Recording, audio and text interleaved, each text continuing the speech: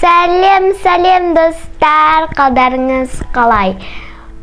Бүгін мен сіздерге керексіз жаңа жыл туралы әңгімені айтып беретін боламын.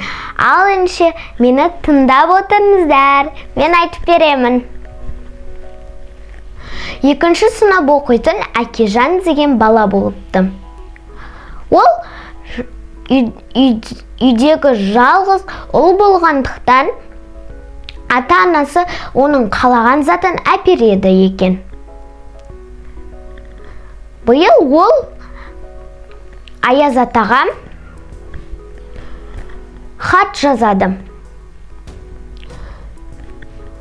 Әкесі мен анасы оған су жаңа қымбат телефон әпереді. Оны саған Аяз ата сыйлады деп айтады.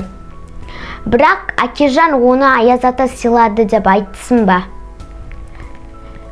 Ол Аяз атаға хат жазған кезде ақ халатты дәрігерлер келіп, оның анасын алып кетеді.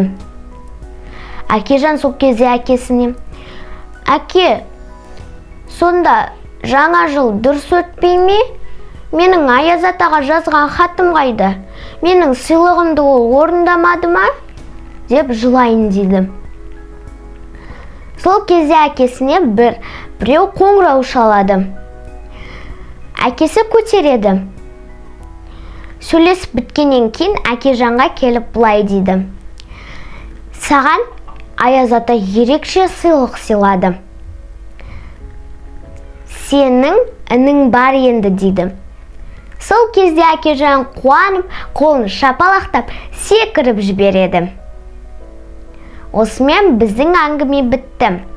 Барлықтарыңызға пока-пока!